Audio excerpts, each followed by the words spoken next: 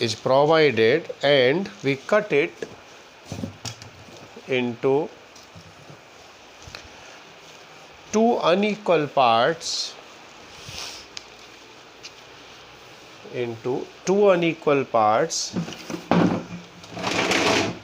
then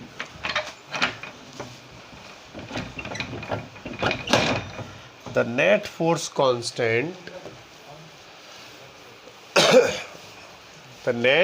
constant of each piece can be calculated as below.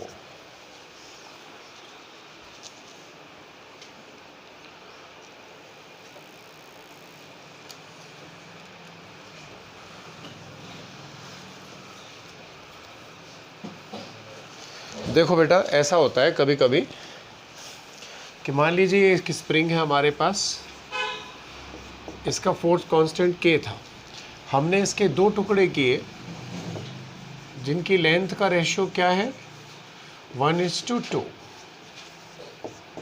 तो कहेगा कि पहली का कांस्टेंट क्या होगा और दूसरी का कांस्टेंट क्या होगा, और उनसे अगर हम ब्लॉक्स को लटका दें तो क्या होगा। आ गया डोम? ठीक है। तो बेसिकली होगा क्या कि इसका एक ही फॉर्मूला होता है, K1L1 is K2L2 is K1 plus K2 into L net। ठीक है। तो सबसे पहले ये मानो कि इसकी लेंथ मान लो L0 थी पहले वाले की, तो इसकी कितनी होगी 2L0, क्योंकि जो लेंथ का रेशियो दिया है हमें वो क्या दिया है 1:2। तो हम क्या लिखेंगे K1 यानी कि K1 L0 is K2 2L0, क्योंकि इसकी लेंथ क्या है 2 टाइम्स है, is equal to K net यानी K1 प्लस K2, या कह दो या कहिए K नेट। K नेट कितना था K, और टोटल लेंथ क्या थी, अगर हम दोनों को काउंट करें तो ओरिजिनल लेंथ थी 3L0। तो यहाँ से आप फर्स्ट को और लास्ट को लेंगे तो क्या मिलेगा, देखिए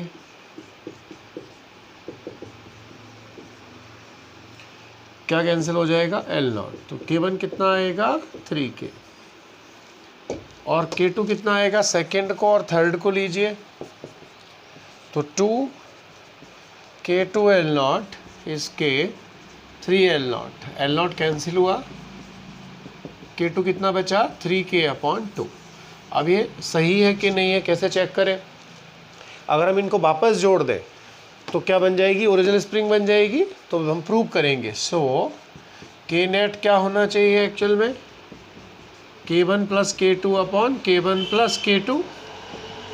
K1 कितना आया है 3K इंटू K2 कितना 3K0/2, और ये टोटल कितना होगा 3K प्लस 3K0/2।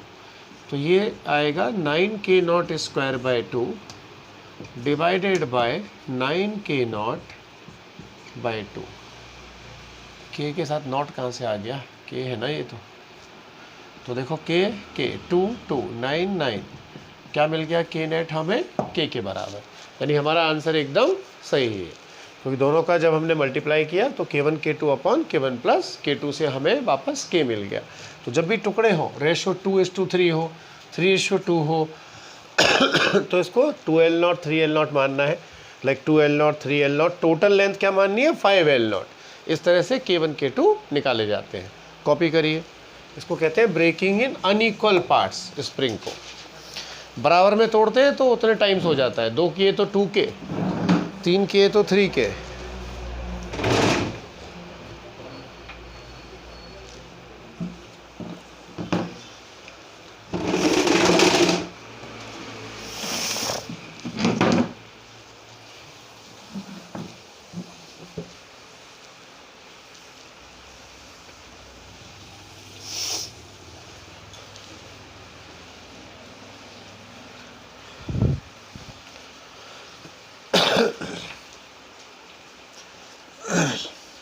कल क्या बोल रहे थे मुख्यमंत्री साहब, लॉकडाउन लगाना पड़ सकता है ना। अगर नहीं सुधरेंगे बच्चे तो, है ना।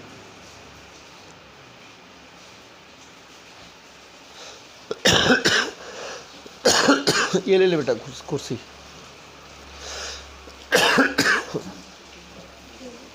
हाँ कहाँ बैठना चाह रही है? यहीं बैठेगी तो एक कुर्सी निकाल इसमें से, एक निकाल, इनको हटा दे बाकी।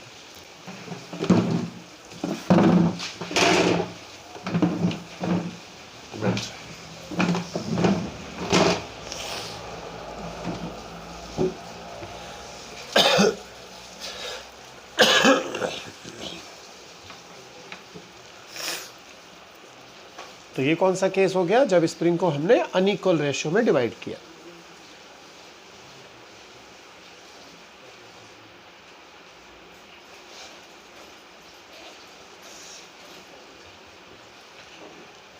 और कपिलेश्वर सब ठीक है गांव में? गन्ना वन्ना कट गया? आपने भी काटे होंगे 100-200 तो नहीं। क्या था अभी खेती में? गेहूं था।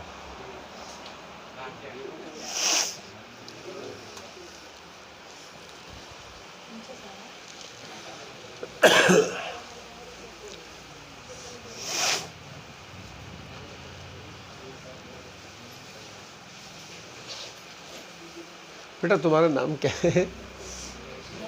धनश्री। कल पैदल गई थी क्या बेटा? पापा आ गए थे? अच्छा हाँ, कल वही देखा तो पैदल पैदल जा रही थी। मैंने कहा कुछ आए नहीं मम्मी पापा इसके।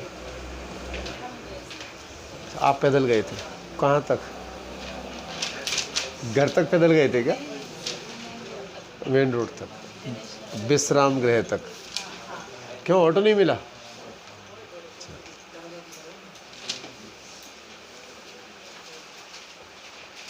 ओके। तुम भी गांव चले गए थे क्या बेटा? यहीं पर थे? मालूम नहीं था? कभी फ़ोन वोन कर लिया करो सर को।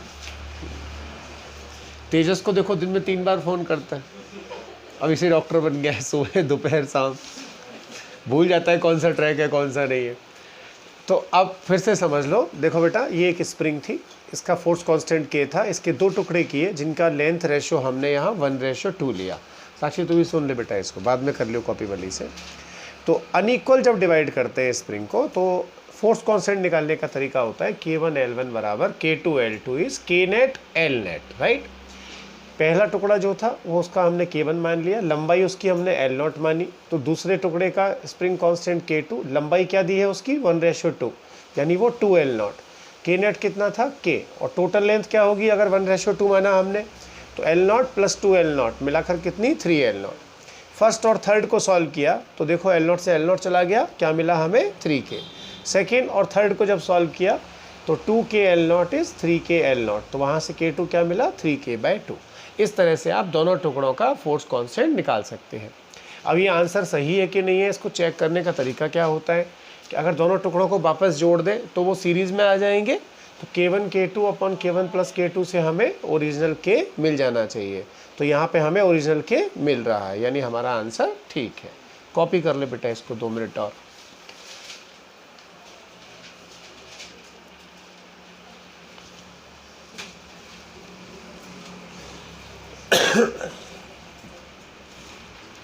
थोड़ा मुझे खांसी सी हो गई है यार, कोरोना तो नहीं है।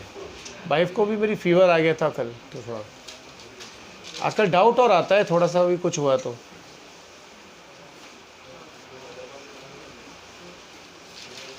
तो में से किसी को हो चुका है ना एक आध बार? नहीं हुआ है क्या? हुआ था क्या? कैसा लगता है बेटा? अच्छी फीलिंग आती है क्या? ये कोई कहता है खुशबू चली जाती है, तो कल मैंने प्याज सूंघ के देखा, थोड़ी आधी खुशबू आ रही थी, आधी कम आ रही थी।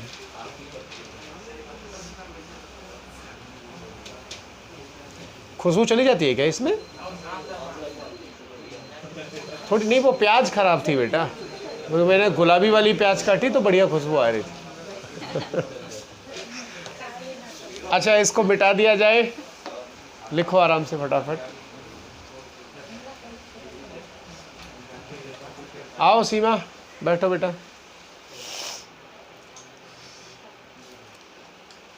कुर्सी ले ले एक, इधर लगा ले आराम से। देख, बच्चों के सामने मत आ जाइए, थोड़ा ध्यान रखिए बस। बैठ जा। बच्चों दिखेगा ना? नहीं दिखेगा तो क्या करें? इधर आ, तो थोड़ा सा इस तरफ बैठ जा, फिर उसको छोड़ दे कुर्सी को, यहाँ बैठ जा। इस पे बैठा आराम से।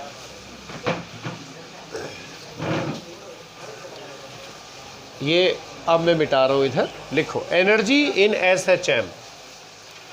एनर्जी से रिलेटेड कॉन्सेप्ट समझिए SHM के।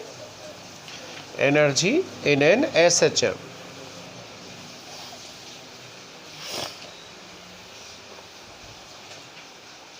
When a particle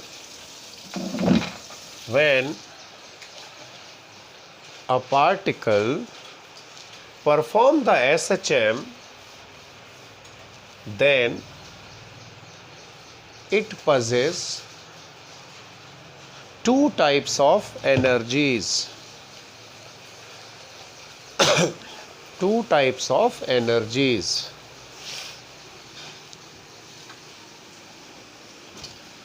इसमें पहली कौन सी होती है बच्चों? काइनेटिक एनर्जी, और दूसरी होती है पोटेंशियल एनर्जी। ओके, पहले ज़रा समझ लेना कि काइनेटिक क्या है, क्यों है, और पोटेंशियल क्यों है। तो हम इसको एक पेंडुलम से समझेंगे। सिंपल पेंडुलम जो हम पढ़ चुके हैं। जब हम इस पेंडुलम को ऑसिलेट करने के लिए छोड़ देते हैं तो माइक भी छूट जाता है। रुको बेटा, उसमें देखना फोटो आ रहा है। ठीक है, थोड़ा क्या कई बार बाउंड्री का फर्क पड़ जाता है यार। तो ये बच्ची भी बैठ गई आज उधर। रुक जाओ, देखते रहिए उसमें, है ना? नहीं आए तो बता देना। अब इसको कहते हैं हम MP, मीन पोजीशन। हमने बॉडी को यहाँ से छोड़ा तो ये तेज़ी से गई, ये एक्सट्रीम है। यहाँ पर सारी फॉर्म कौन सी होती है? Potential, maximum. और काइनेटिक क्या होती है बच्चों? ज़ीरो। क्योंकि एक्सट्रीम वो पॉइंट होता है जहाँ पर बॉडी की वेलोसिटी ज़ीरो। जब ये लौट के आएगी तो मीन पोजीशन पर वेलोसिटी क्या होती है? मैक्सिमम। काइनेटिक एनर्जी मैक्सिमम और पोटेंशियल एनर्जी मिनिमम। इसको जीरो नहीं कहते, ध्यान रखना, ये रेफरेंस पर डिपेंड करता है। अगर इसको हम ग्राउंड लेवल मान लें तो हम जीरो कह देंगे पोटेंशियल। हो सकता है पेंडुलम ज़मीन से इतना ऊपर ऑसिलेट कर रहा हो और रेफरेंस यहाँ पे हो, तो यहाँ पर भी क्या होगी? इसके अंदर पोटेंशियल एनर्जी। तो आप गारंटी से ये नहीं कह सकते कि भाई मीन पोजीशन पर पोटेंशियल जीरो है। अगर वो रेफरेंस आपने ग्राउंड माना है तो ज़ीरो है, अदरवाइज़ वो क्या है? उस SHM के लिए पोटेंशियल एनर्जी यहाँ मिनिमम है। काइनेटिक क्या है? मैक्सिमम। एक्सट्रीम पे जाएगा ये -A पे, तो फिर से काइनेटिक मैक्सिमम, पोटेंशियल मिनिमम। इस तरह से चेंज होता है। अब किसी भी पोजीशन X पर बॉडी की जो वेलोसिटी होती है उसका फॉर्मूला समझ लीजिए, मैं बताऊंगा कैसे आया। A² - x² एंड x = 0, यानी मीन पोजीशन पर वेलोसिटी क्या होती है? मैक्सिमम। और इसकी वैल्यू क्या होती है? A × omega. अब आप सोच रहे हो कि सर ये कैसे आया एक्सप्रेशन? तो देखिए, इसके लिए हम ये जानते हैं कि जो x था बच्चों, इसको कहते हैं velocity as a function of x, position. x क्या था दरअसल? A sin ωt। तो v कितना होगा? dx/dt। A omega cos ωt। ध्यान से सुनो, A ओमेगा, इसको कैसे लिख सकते हैं हम? cos² ωt को 1 - sin² ωt का रूट। अरे भाई, cos² ωt लिखते हैं ना इसको? एक सेकेंड, हाँ लिख सकते हैं ना, क्या परेशानी? cos² बन जाएगा, रूट आ जाएगा। तो v कितना आया? A ओमेगा 1 - फर्स्ट इक्वेशन से देखिए आप, sin ωt कितना? x/a। तो A² - x², नीचे से A² आएगा, कॉमन लेके काट देंगे। एक सेकेंड, ऐसा लिख देते हैं।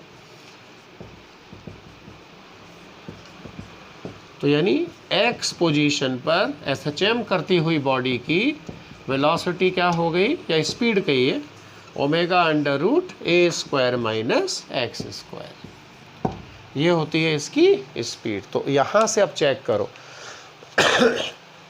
x इक्वल टू ए लगाया बेटा एक्सट्रीम, तो वेलोसिटी क्या हो गई 0, यानी काइनेटिक एनर्जी 0। मीन पोजीशन पर x इक्वल टू 0 लगाया तो a बाहर आ गया, वेलोसिटी क्या हो गई a ओमेगा, यानी मीन पोजीशन पर स्पीड क्या होती है इसकी मैक्सिमम। किसी और पोजीशन पर चाहिए a/2, a/3, a/4, तो आप यहाँ डायरेक्ट वैल्यू लगा के उसकी स्पीड निकाल सकते हैं। स्पीड मिलने के बाद आपको क्या मिल जाएगी, काइनेटिक एनर्जी। कैसे, हाफ mv² से। पहले इसको कॉपी करिए, ये पहले स्पीड निकालना ज़रूरी था, अब हम एनर्जी में एंटर करेंगे। कॉपी करो। हाँ, ये कैसे आया, अरे राजा बेटे, A omega cos square omega t को क्या लिख सकता हूँ, कॉज स्क्वायर ओमेगा टी, तो लिख दिया। नहीं समझे, गुड बॉय।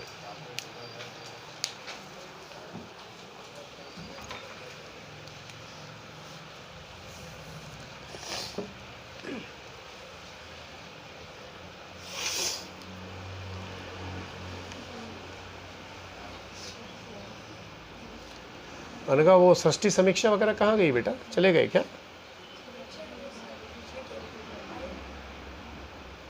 षष्ठी लातूर से नहीं आई क्या अभी? नहीं आने वाली। और समीक्षा अच्छा बीमार है क्या, पता नहीं है क्या? हाँ तो कोई बात नहीं, ग्रुप में मैसेज डाल देंगे, आप परसों से बुला लेंगे।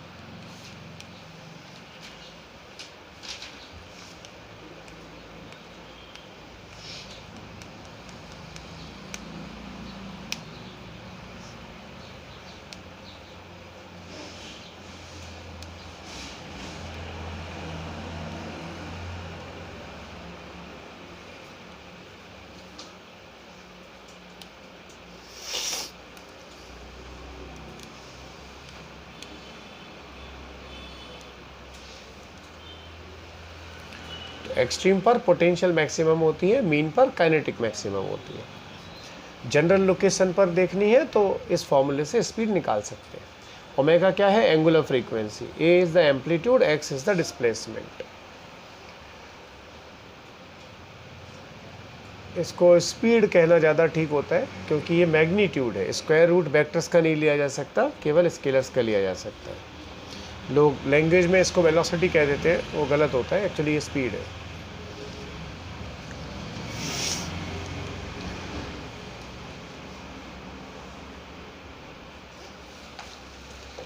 आ गए मामा, ठीक है बैठो।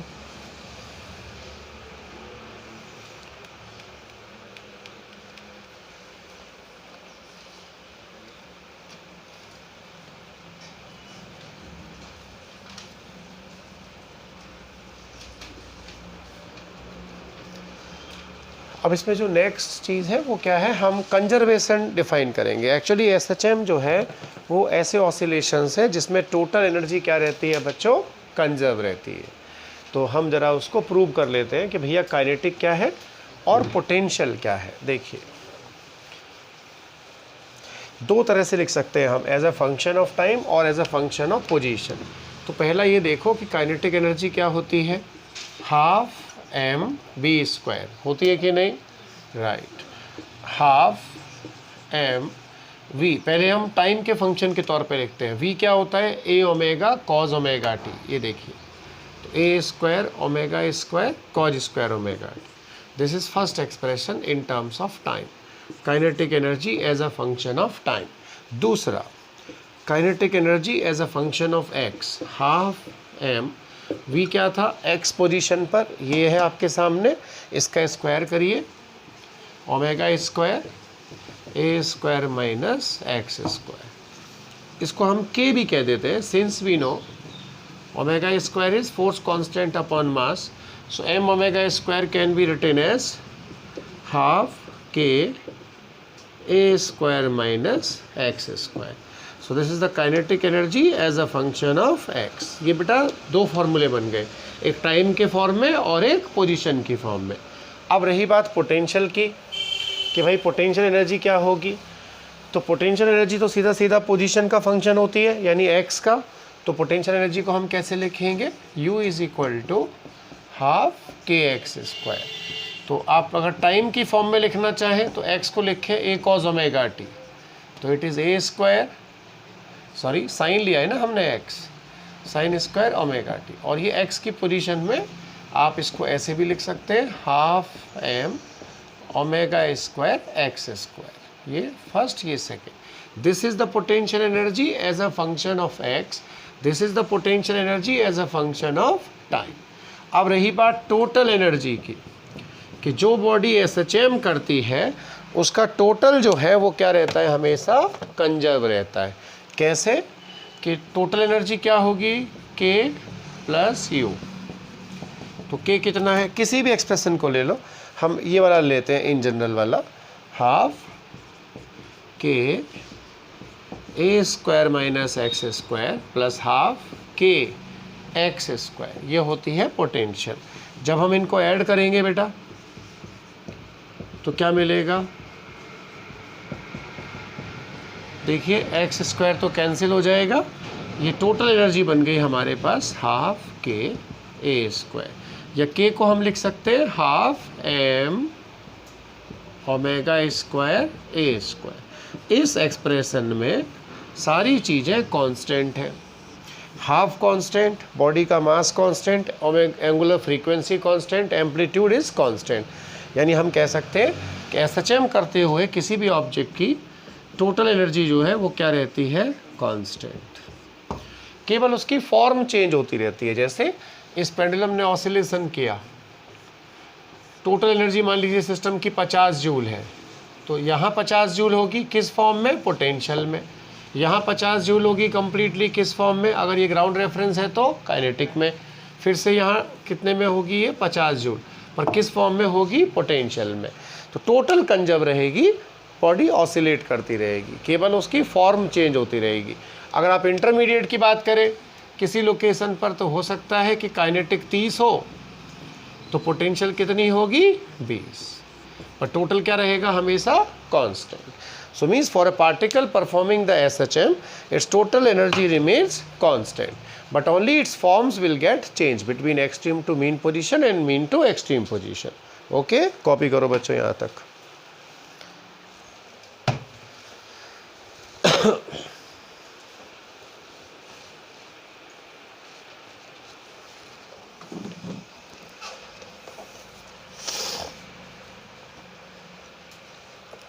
और k जो है वो m ओमेगा स्क्वायर होता है, ये ध्यान रखना है आपको रिलेशन,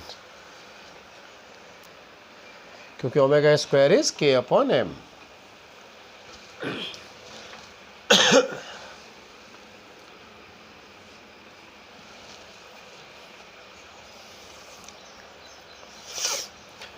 बायो कितने बच्चे पढ़ते हैं सूर्यवंशी सर के यहाँ पे, कोई बच्चा है?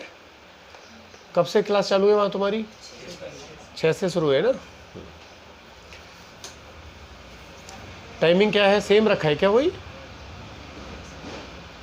मैं तो तुम्हारा लंबा स्लॉट लेना चाह रहा हूँ बेटी जॉब, जिससे काम ख़त्म करें, सकाळी 7 बजे से लेकर 10 बजे तक। हाँ, एक बार में एक चैप्टर ख़त्म, फिनिश, 10-15 दिन में कहानी ख़त्म। उसके बाद में फिर आराम से शीट करते रहो, डेली आओ, क्वेश्चंस लगाओ, पूछो, और भी डाउट रह जाए फ़ोन करो, घर आओ, क्लियर करके जाओ। जैसे टेस्ट सीरीज लगाना शुरू करें 15 मई से, सिलेबस ख़त्म करते हैं बस, बहुत हो गया और क्या, अप्रैल में निपटा देते हैं। जो हमारा पहला बैच है उसका तो लगभग हो ही जाएगा, मॉडर्न चालू है तुम लोगों का, उसमें न्यूक्लियर और इलेक्ट्रॉनिक्स बचा हुआ है और इधर से अपना वेव्स बची हुई है कि नहीं। 10 एक दिन की बात है, 10-12 दिन में हो जाएगा। फिर आराम से जो है एक चैप्टर एनसीईआरटी का पढ़ाओ रोज और क्वेश्चंस करते रहो आराम से बैठ के।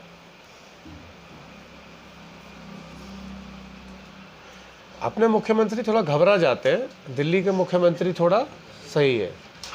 केजरीवाल तो कह रहा है कोई ज़रूरत नहीं है लॉकडाउन की, डेथ रेट कम है इसलिए परेशान होने की ज़रूरत नहीं है।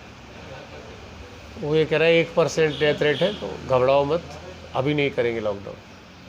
महाराष्ट्र में केस थोड़े ज़्यादा होते हैं, एक्चुअली टेस्टिंग बहुत ज़्यादा बढ़ा दी ना इन्होंने। हाँ, टेस्टिंग बहुत ज़्यादा बढ़ा दी, ज़रूरत क्या था इतना टेस्ट करने की। अब किसी को पूछो यार तुझे कोई तकलीफ़ है क्या, तो वो कहेगा नहीं यार ठीक है चल रहा है। अरे बताना यार कुछ तो तकलीफ़ होगी, अरे नहीं ठीक है चाह, अरे फिर भी आप पर्सनल कोने में आ थोड़ा बता मुझे, तो फिर वो कुछ ना कुछ बोलेगा आपको, ये वैसा है। और ये क्या कंपनियां जो किट बनाती है टेस्टिंग किट, ये कहाँ कंज्यूम होंगी, तो ये लोग जाते हैं फिर डॉक्टर्स के पास कि सर थोड़ा बोल दो, थोड़ा एक 50 करोड़ पहुंचा दो तो टेस्टिंग बढ़ा दो, लॉकडाउन बढ़ा दो, 10-12 लाख किट बिक जाएगी, कमीशन आ जाएगा।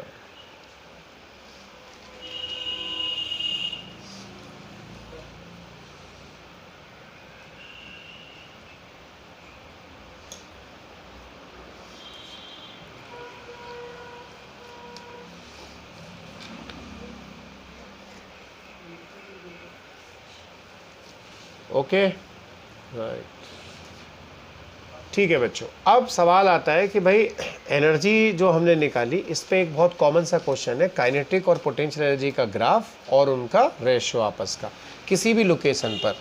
तो वो 2 मॉडल हैं, उनको सीख लीजिए। हमसे पूछा जाता है कि एक पेंडुलम अगर ऑसिलेट कर रहा है तो उसकी काइनेटिक और पोटेंशियल एनर्जी का ग्राफ कौन सा होगा। तो ये समझिए, इसको हम इस स्केल पे रिप्रेजेंट करते हैं ऐसे, एक ग्राफ ऐसा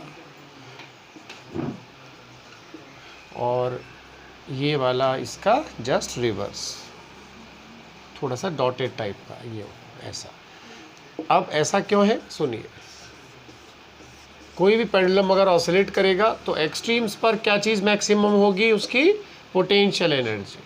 तो ये हो गया पोटेंशियल एनर्जी कर्व, यानी +A पर भी पोटेंशियल एनर्जी मैक्सिमम है और -A पर भी पोटेंशियल एनर्जी मैक्सिमम है, राइट, सॉरी।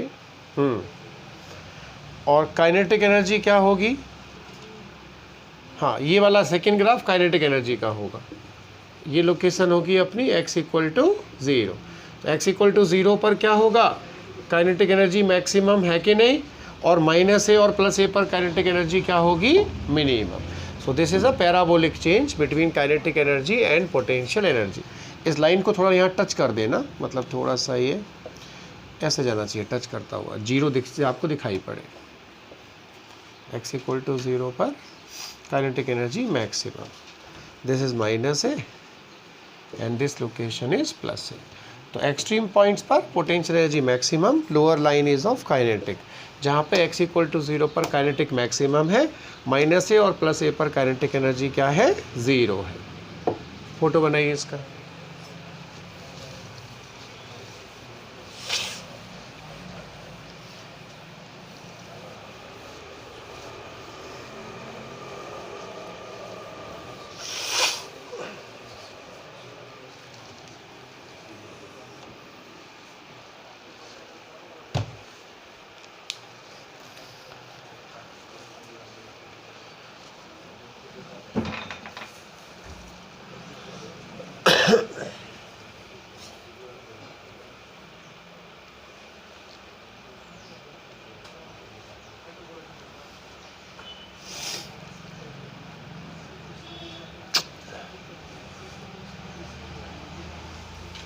ठीक है बेटा, गुड।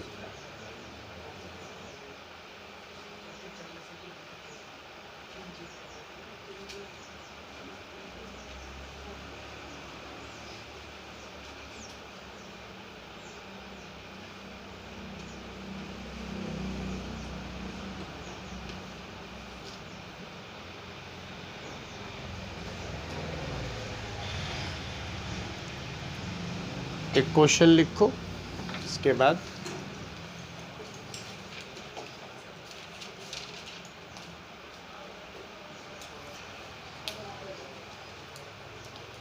पहले फोटो बना लो आराम से।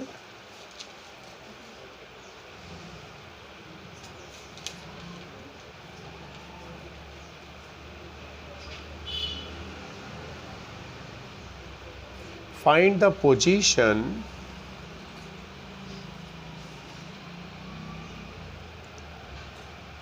the position where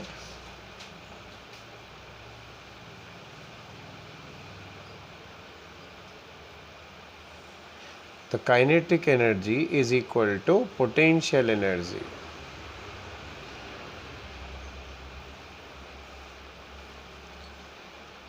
For an oscillating pendulum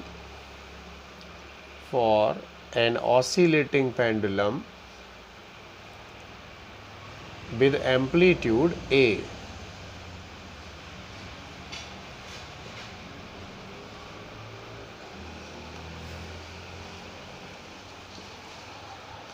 ठीक है, ये बहुत कॉमन सवाल है बच्चों।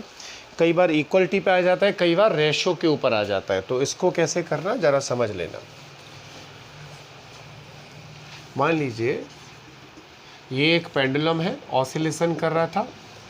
ये हमें पता है कि इसकी ऑसिलेटिंग रेंज जो है -a से +a, यहाँ पे पोटेंशियल मैक्सिमम है और यहाँ पे काइनेटिक मैक्सिमम है। तो कोई ऐसी लोकेशन होगी जहाँ पे पोटेंशियल तो कम हो रही होगी और काइनेटिक बढ़ रही होगी। उस पोजीशन पर हमको क्या दे रखा है, k = u। ये हमें चेक करना है। तो काइनेटिक क्या होगी, ½ mv², जबकि पोटेंशियल क्या होगी x लोकेशन पर, x²। सेटलमेंट करेंगे ज़रा। v² का मतलब ω² a² - x²। बच्चों ये आप जानते हो ना, v क्या होता है, ω√a² - x²। तो इसको हमने यहाँ लगा दिया, ये मिल गया। क्या बचा ये, kx²। अब k = mω²। तो a² - x² इज x²। इसको उधर ले जाओ, क्या मिलेगा, 2x² is a²। So x² is a²/2, यानी x इज ± a/√2। अक्सर प्लस ही दिया जाता है, होंगी दोनों लोकेशन। तो बॉडी जब ऑसिलेट करते हुए यहाँ पे होगी a/√2 पर, तो दोनों एनर्जी बराबर होंगी। या उधर से आते या जाते समय जब ये a/√2 पर होगी, तो भी काइनेटिक और पोटेंशियल एनर्जीज क्या होंगी, आपस में सेम होंगी। यानी टोटल अगर एनर्जी 50 जूल है तो दोनों की वैल्यू कितनी कितनी होगी, 25 जूल और 25 जूल। ओके, कॉपी करो इसको, ये ध्यान रखना। डायरेक्ट कई बार सीधा आता है सवाल, किस लोकेशन पर दोनों वैल्यू सेम होती है। So it is each is a/√2। Okay mister Dom,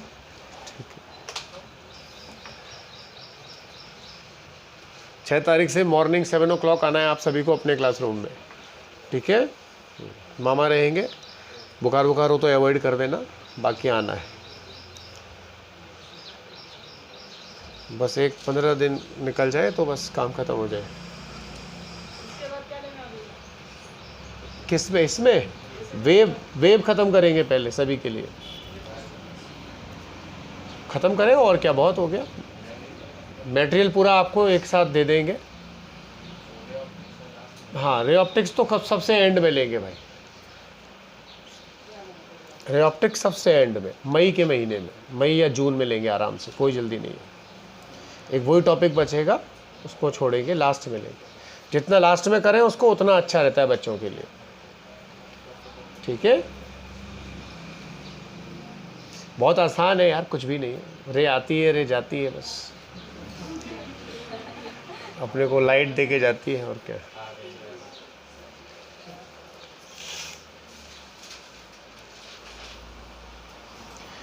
उसमें क्या होता है, साइन कन्वेंशन होता है एक। तो यहाँ पिछली बार ऐसे ऐसे लोग थे क्रिएटिव में, डाउट काउंटर में, और मैंने क्लास में पढ़ाया रे ऑप्टिक्स बच्चों को कि भाई रे ऐसे आएगी तो ऐसे। अब एक मास्टर था, कोई मैं नाम नहीं बताऊंगा, उसने कहा कि लेंस को इधर से देख, उधर से देख, इधर से आएगी तो भी नेगेटिव, इधर से आएगी। बच्चा कंफ्यूज हो गया। ऑप्टिक्स ऐसी ब्रांच है जो हर लोगों को क्लियर नहीं होती है। एक रेफरेंस है, उसके रिस्पेक्ट में चलना होता है आपको। वर्चुअल ऑब्जेक्ट क्या है, वर्चुअल इमेज क्या है, अगर आप समझ गए तो ऑप्टिक्स आपकी हो गई, नहीं तो फिर आप उसमें तुक्का लगाते रहो, कोई मतलब नहीं बनता उसका। तो अब डाउट काउंटर वाले कई बार गलत बता देते थे, बच्चे मेरे पास आते थे, सर ये तो गलत बताते हैं, इनको कौन लेता है, रिक्रूट करता है, आप लेते हो क्या इन लोगों को? मैंने कहा भाई जोशी जी लेते हैं, मैं नहीं लेता हूँ। तो हम कुछ और पढ़ाते थे क्लास में, वो कुछ अलग मेथड से बच्चों को कंफ्यूज कर देते थे। एक टीचर था दुबे दुबे नाम का, जानते हो? उसको कुछ आता जाता तो था नहीं, उल्टा सीधा बताता था कुछ। हाँ, रिवर बोर्ड बहुत लेता था क्या? पागल है, उसको कुछ नहीं आता। कई बार मेरे को बोला सर मैं आजकल यहाँ फ्री बैठा हूँ इलाहाबाद में, मुझे बुला लो यहाँ पे। मैंने कहा भाई मुझे बर्बाद करना होगा तो तुझे बुला लूँगा, बाकी तो नहीं बुलाऊँगा। पहले तो फिजिक्स पढ़ 1 साल और ढंग से, थोड़ा एक आध बुक लगा अच्छी, उसके बाद सोचना। उसको शायद वही आता था रिवर बोट, टाइम पास करने को। जब भी APS तो मुंबई भाग जाता था, उसी को भेज देता था क्लास में, वो रिवर बोट ही करता रहता था। चलो यार, खैर क्या बोलना किसी के बारे में। अब हम क्या करेंगे, कुछ ग्राफ लेंगे। देखो इसको कहते हैं VX कर्व।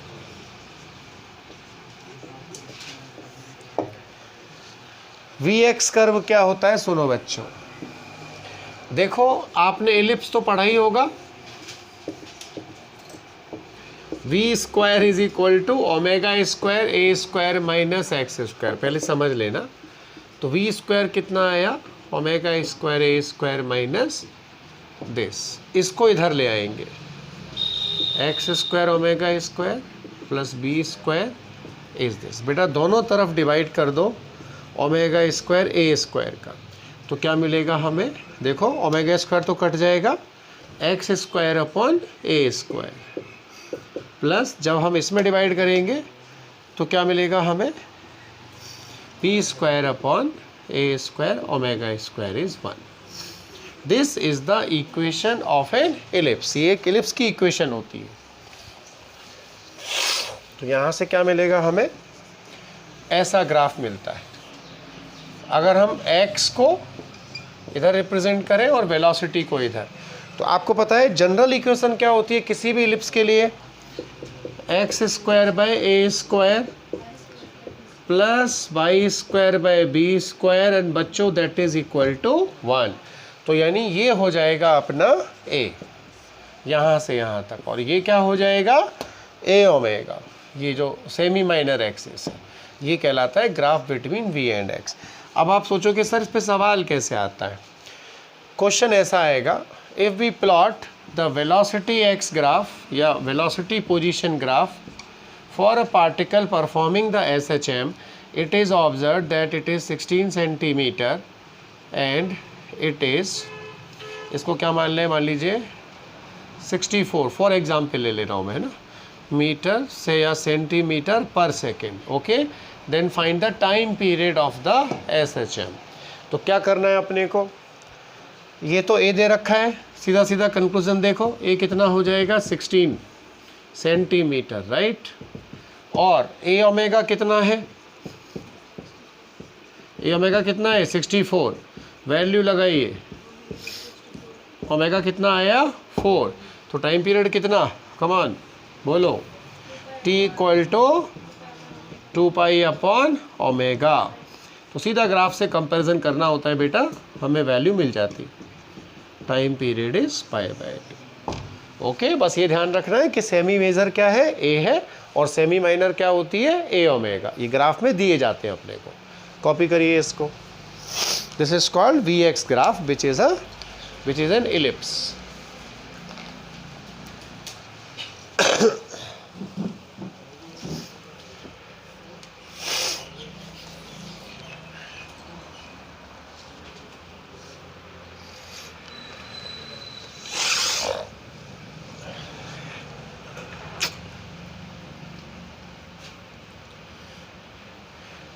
तेजस, ये एंटीजन क्या होते हैं बेटा बॉडी में,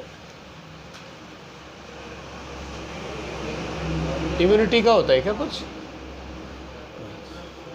ये कहते हैं विटामिन C से इम्यूनिटी ज़्यादा बढ़ती है, सही बात है क्या?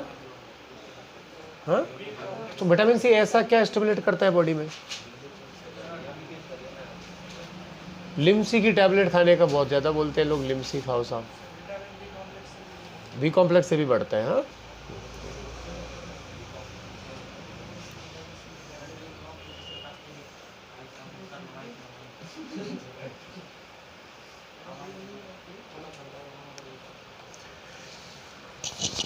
खैर क्या है, बैक्टीरियल इन्फेक्शंस तो डॉक्टर्स बहुत जल्दी कर लेते हैं, वायरल इन्फेक्शंस में दिक्कत आती है।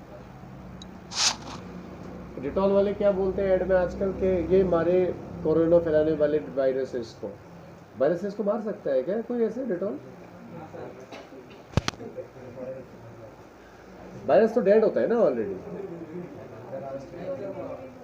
हाँ, बॉडी में जाने के बाद लिविंग हो जाता है, उसको वहां से क्या प्रोटीन मिल जाते हैं ना बेटा मॉस की बॉडी में। अच्छा, मतलब ऐसे फर्श पे पड़ा होगा तो जेनेटिक मटेरियल नहीं मिलेगा उसको, एक्टिवेट नहीं होगा। तो इस this we are the only humans जहाँ पे एक्टिवेट होगा, या एनिमल्स में भी एक्टिवेट हो सकता है? हो सकता है। अच्छा, ये सब वही है वायरस।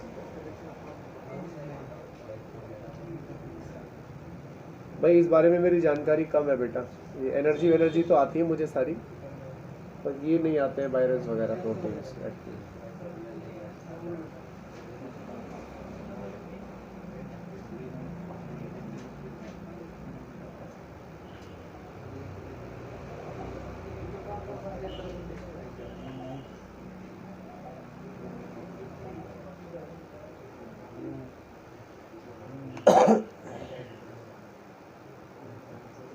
तो ये होता है वी एक्स ग्राफ, ध्यान रखना वेलोसिटी और डिस्प्लेसमेंट में जो ग्राफ होता है वो इलिप्स होता है। एक्स पे ए को रिप्रेजेंट करते हैं हम, वो जो है सेमी मेजर और सेमी माइनर ए ओमेगा।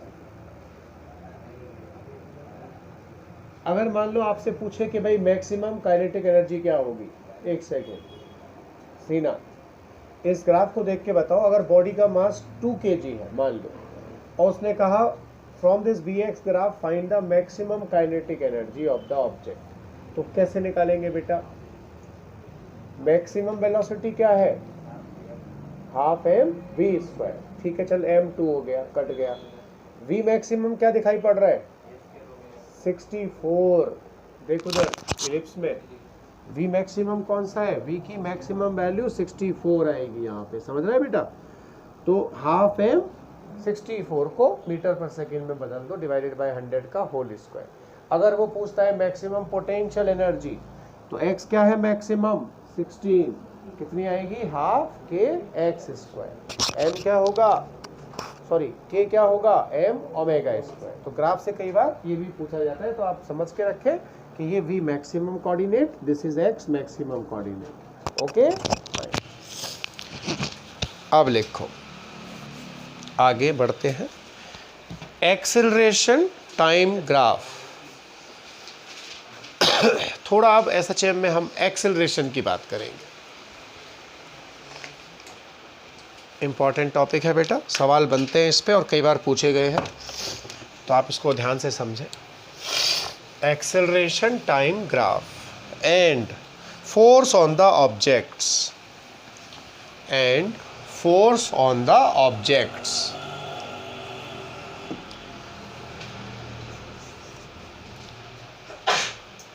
आराम से पेन नीचे रखो और सुनो। पोजीशन क्या होती है? a sin omega T. Velocity क्या होती है? a omega cos omega T. Acceleration क्या होता है बच्चों? dv by dt minus omega square sine omega T. अब जरा मेरी बात सुनना, a साइन ओमेगा टी क्या था? x था, तो एक्सेलरेशन क्या आया बच्चों? Minus omega square x। ठीक है, यानी कि एक्सेलरेशन जो होता है ना SHM करती हुई बॉडी पर, वो हमेशा कहाँ लगता है? Towards the mean position. Minus का मतलब है टुवर्ड्स दी मीन पोजीशन। तो कोई अगर हमसे F पूछे तो F कितना लग रहा होगा बॉडी पर? F क्या होता है? ma। तो F इज दिस। अब बात आती है कि मैक्सिमम एक्सेलरेशन क्या होगी? तो a max will be minus omega square a, since x max maximum displacement कितना हो सकता है बॉडी का, a. इज दिस और नॉट? अब जरा इसको टेक्निकली समझिए कि इसका मतलब क्या है। एग्जाम्पल से समझेंगे बच्चों। ये एक स्प्रिंग थी, ऐसा मान लीजिए, यहाँ पे ब्लॉक रखा हुआ था, बड़े आराम से ये किस पे थी, अपनी मीन पोजीशन पर, कहीं कोई फोर्स नहीं था, ठीक है। हमने इसको डिस्टर्ब किया, हमने इसको यहाँ तक खींचकर छोड़ दिया। मीन पोजीशन से जो डिस्प्लेसमेंट होता है उसको हम प्लस ए कहते हैं। तो स्प्रिंग क्या हो गई, इलोंगेट हो गई। जैसे ही हम छोड़ेंगे इस पर एक ज़बरदस्त फोर्स लगेगा इस तरफ। कितना एक्सेलरेशन लगेगा, omega square A, it will just come back. पर जब ये मीन पोजीशन पे आ जाएगी तो क्या रुक जाएगी यहाँ पर, नो, यहाँ पर इसका एक्सेलरेशन 0 होगा, क्योंकि x क्या होगा, 0। तो मीन पोजीशन पर बॉडी पर फोर्स क्या होती है, 0। परंतु बेटा ये अपनी काइनेटिक एनर्जी की वजह से इसको क्रॉस कर जाएगा और स्प्रिंग को ज़बरदस्त तरीके से कंप्रेस करेगा -a की रेंज में, समझ रहे हैं आप। तो जब मैक्सिमम कंप्रेस हो जाएगा तो स्प्रिंग फिर एक्टिवेट होगी, फिर से इस पर बाउंसिंग फोर्स लगाएगी इस तरफ। तो इसका मतलब जब कोई बॉडी ऑसिलेट करती है तो एक -a और एक कौन सी पोजीशन हो गई उसकी, +a। इन दोनों पोजीशन पर उस पर क्या लगते हैं, मैक्सिमम फोर्स। पर ये देखिएगा कि फोर्स हमेशा किसकी तरफ लगेगा, मीन पोजीशन की तरफ। पेंडुलम इधर जाएगा तो फोर्स इधर आएगा, ये इसको क्रॉस कर जाएगा काइनेटिक एनर्जी की वजह से, तो फिर से फोर्स मीन की तरफ लगेगा। आई बात समझ में? कहाँ पे मैक्सिमम फोर्सेस लगेंगी, एक्सट्रीम पोजीशन पर। जो मीन पोजीशन है वहाँ पे फोर्स की वैल्यू क्या होगी, 0 होगी। आई बात समझ में? इसमें कोई परेशानी, कॉपी करो यहाँ तक। तो एक्सट्रीम्स पर बॉडी पर फोर्स मैक्सिमम लगता है। आराम से लिखो जरा, 2 मिनट आता हूँ।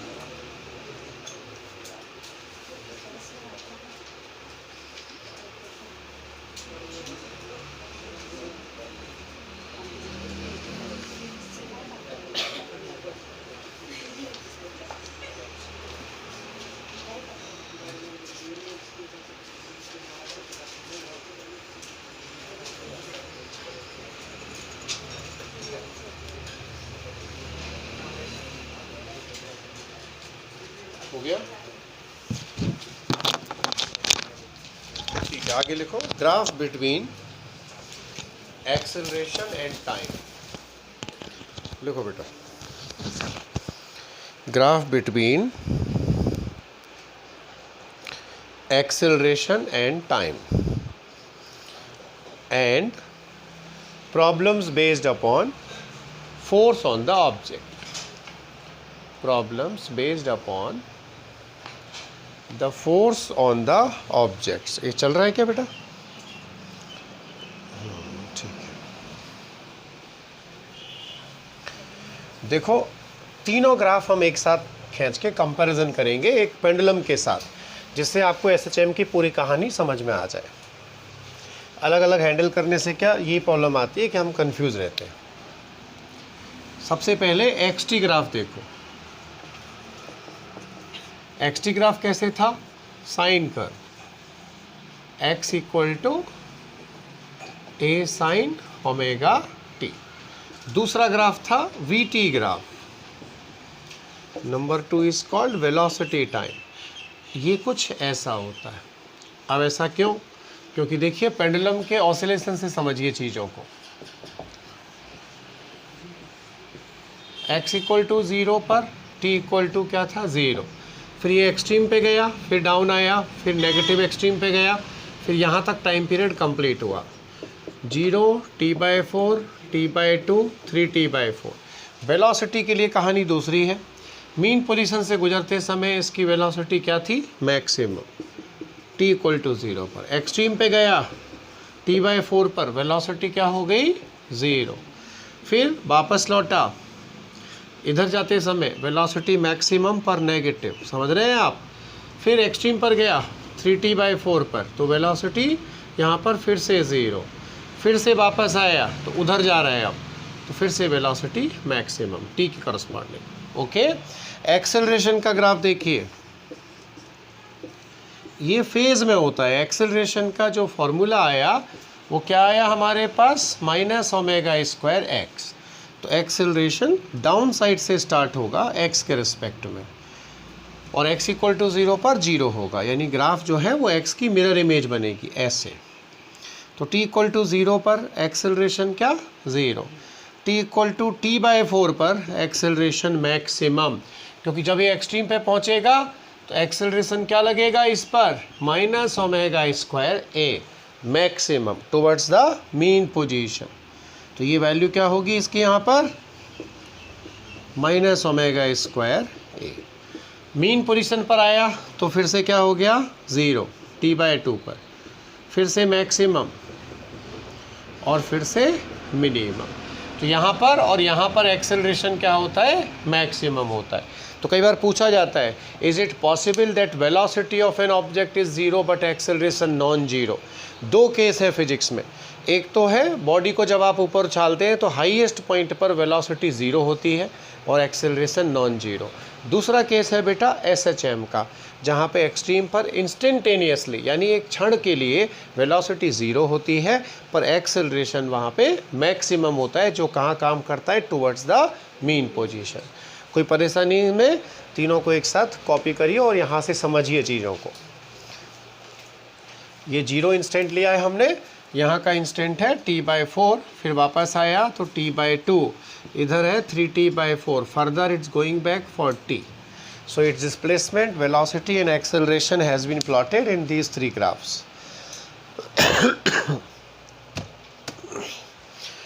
अब फेज डिफरेंस समझ लो। डिस्प्लेसमेंट और वेलोसिटी का फेज डिफरेंस क्या है? π/2। समझ रही है बेटा? क्योंकि एक साइन में है एक कॉज में है। डिस्प्लेसमेंट और एक्सेलरेशन का फेज डिफरेंस क्या है? पाई। ओके, कौन आगे चल रहा है कौन पीछे चल रहा है? सुनो, वेलोसिटी और डिस्प्लेसमेंट में t इक्वल टू 0 पर चेक करो, ये तो 0 है पर ये मैक्सिमम है, तो कौन आगे है? वेलोसिटी। ठीक है, वेलोसिटी और एक्सेलरेशन में देखिए, वेलोसिटी क्या है? मैक्सिमम, और एक्सेलरेशन क्या है? इससे पीछे है, क्योंकि जब वेलोसिटी मैक्सिमम है तो एक्सेलरेशन 0 है, राइट। इनमें आपस में फेज डिफरेंस π/2 है। तो कौन आगे है यहाँ? फिर से वेलोसिटी आगे है कि एक्सेलरेशन आगे है? एक सेकेंड चेक करो। एक्सेलरेशन की और इसकी फेज आपस में π/2 है, तो एक सेकंड डिस्प्लेसमेंट आगे होना चाहिए ना, म्यूचुअली π/2 है। एक सेकेंड, आगे पीछे का अपन दूसरे तरीके से चेक करेंगे। इनका आपस में π/2, ऐसा कर दीजिए आप, तो इनका आपस में π/2 और डिस्प्लेसमेंट और एक्सेलरेशन का फेज डिफरेंस π। डिस्प्लेसमेंट आगे चलता है और ये पीछे चलता है। t = 0 पर चेक कर सकते हैं अपन। कॉपी करो पहले इसको।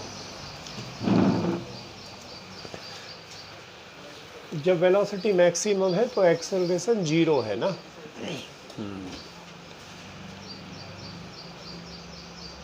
तो एक्सेलरेशन पीछे है, डिस्प्लेसमेंट जो है वो वेलोसिटी से आगे है।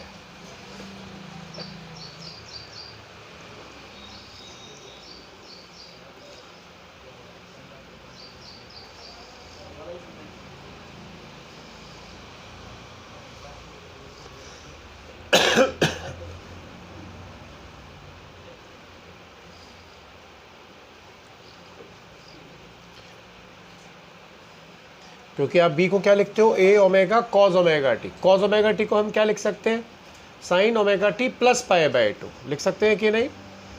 यानी वो आगे है। वैसा लिख के हम प्रूव कर देंगे, अभी देखो।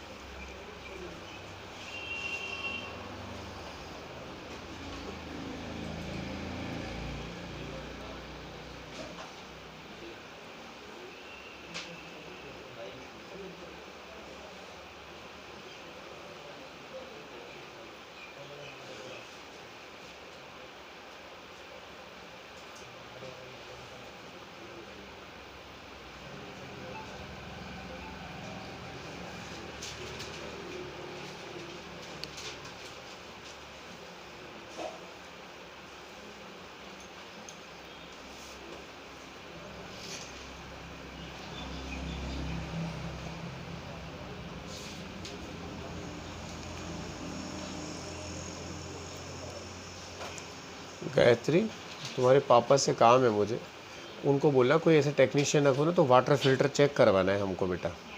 तो बोला सर बोल रहे थे अगर कोई हो तो आके देख लेंगे वो एक बार, उसका TDS वगैरह क्या आ रहा है क्या नहीं आ रहा चेक कर लेते हैं। पापा हैदराबाद है क्या? हाँ तो किसी को बोल देंगे यहाँ पे, है ना। तो कह दियो पास सर ने बोला था काम है, तो एक बार किसी को टेक्नीशियन को भेज देंगे।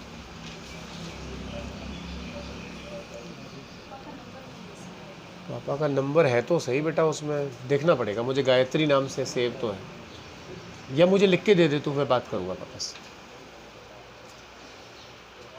बच्चे भी क्या कई नाम के होते हैं ना, मैं फ़ोन लगाता हूँ साक्षी को, साक्षी कर खड़े को, तो साक्षी कर दूसरे को लग जाता है, कोई 11वीं क्लास की बच्ची को लग जाता है।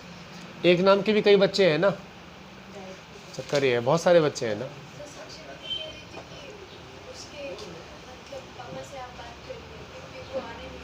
उसके पापा नहीं आने दे रहे? कहाँ पे है उनके पापा?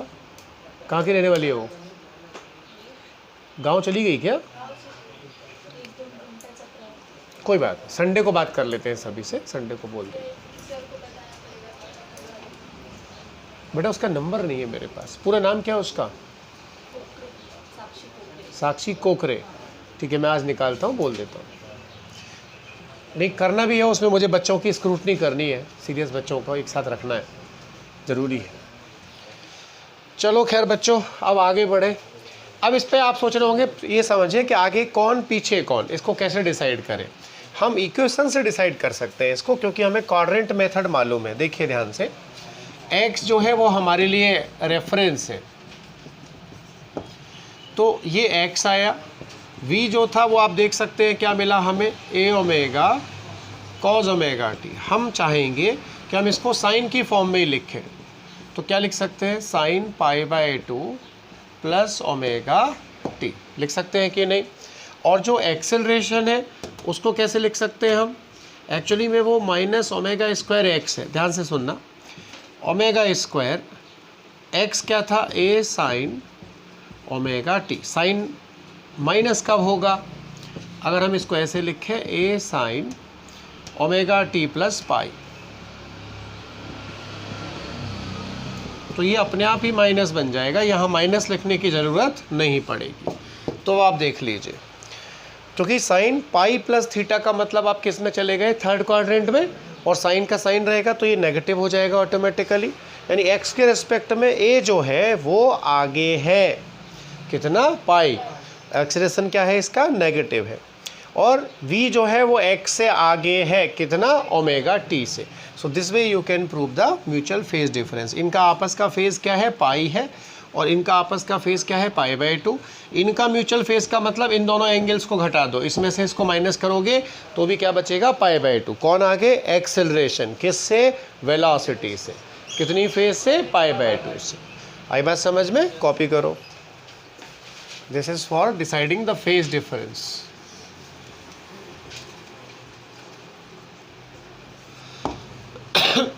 हमने x को रेफरेंस माना है, तो x के रिस्पेक्ट में v आगे है और a आगे है पाई फेज से, ठीक है।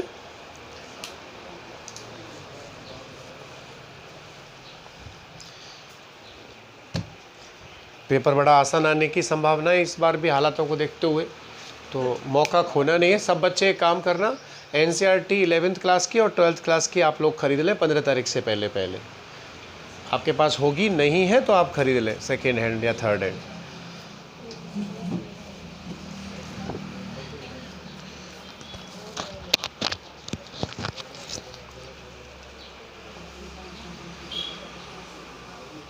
NCERT की जो न्यूमेरिकल्स हैं वो मैं सॉल्व करके दिखा दूंगा, टेक्स्ट आप लोग यहाँ रीडिंग करके पढ़ेंगे पैराग्राफ वाइज।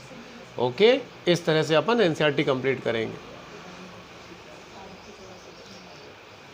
कम से कम 80 सिलेक्शन चाहिए यार इस बार मुझे, रिपीटर में से 80 मेंबर्स। 135 कुछ बच्चे हैं, तो देखा मैंने उसमें से 30 तो लापरवाह हैं एकदम। 81 बच्चे अच्छे हैं अपने पास, तो निकलने चाहिए सभी 75-80 मेंबर्स। सोम कंचन गिरे गाँव गया हुआ है, ही डोंट केयर एट ऑल। तो क्या कर रहे हैं, कोई ऐसा नहीं है। देख रुद्रा, मुझे कोई आवश्यकता नहीं है ऐसे बच्चों की यार, सीरियसली पढ़ लो। एक कहावत है बुजुर्गों के, गणेश एक होता है घर में, आप एक गणेश की पूजा करिए, कोई मंदिर मत जाइए, कहीं मत जाइए। आपकी आस्था आपके टीचर में नहीं है तो आप वेस्ट हैं, आपका कुछ नहीं हो सकता। भगवान भी आ जाए तो भी आपको सेलेक्ट नहीं करवा सकता, फैक्ट है ये। तो वो आए चाहे नहीं आए, it's rarely I bothered, I am telling you. पर जिनको मुझे बुलाना है मैं उनको बुला ही लेता हूँ। वो गलत है ना। अभी ऐसे तो बहुत सारे बेवकूफ़ फंस गए ना वेलोसिटी में, 4 वीडियो कह के रोज आते हैं, सर हमें समझ में नहीं आ रहा, क्रैश कोर्स में ले लो। क्या कहता है, 7000 ले लो सर, क्रैश कोर्स में मुझे दे दो। कैसे दे दूं भाई तुझे, उस बैच में कैसे बढ़ा दूं जहां बच्चों की इतनी फीस ले रहा हूं मैं, कैसे, हाउ इज़ द जस्टिफिकेशन। ये लोग तो क्या है, कुछ भी है, कचरा पट्टी भरते जाते हैं, ला दे दे यार, जो दे रहा है आ रहा है, ठीक है। बस में कैसा होता है, कंडक्टर जो बेईमान होता है ना, वो क्या करता है, टिकट फाड़ता है 10 लोगों की, 100 रुपये किराया। रास्ते में से सवारियाँ बिठा लेता है, किला तू 100 रुपये किराया है, मुझे 50 दे दे, कोई आएगा चेक करने तो मैं टिकट काट दूंगा, नहीं तो उतर जाना। तो ये बेईमानी टाइप का काम है इन लोगों का, उसमें बच्चे का भी कोई भला नहीं होता। और सोम कंचन गिरे, उसको मालूम नहीं है क्या क्लास चल रही है, उसको मना किया किसी ने मना किया क्या उसको। आगे से जिनको फ़ोन किए रिस्पॉन्ड नहीं करते तुम लोग, ऑफिस के फ़ोन नंबर सेव नहीं है तुम्हारे पास, मैडम फ़ोन करती है, फीस के लिए भी फ़ोन करती है, क्लास के लिए भी, तुम तंग करते रहते हो। कई तो उड़ान फिक्स एकेडमी का नंबर देख के फ़ोन काट देते हैं। ऐसे ऐसे बच्चे हैं क्या नहीं, वास्तव में वो परेशान हो गई है पूजा। कि सर तंग करके रखा है बच्चों ने, आप खुद ही देखो। अरे कोई परेशानी है तो बताओ। चलो खैर बच्चों, रिकॉर्डिंग इससे ज़्यादा हो नहीं सकती इसमें। अब मैं आपको एग्जाम्पल बताऊंगा, एग्जाम्पल क्लास में ले लेंगे, ठीक है।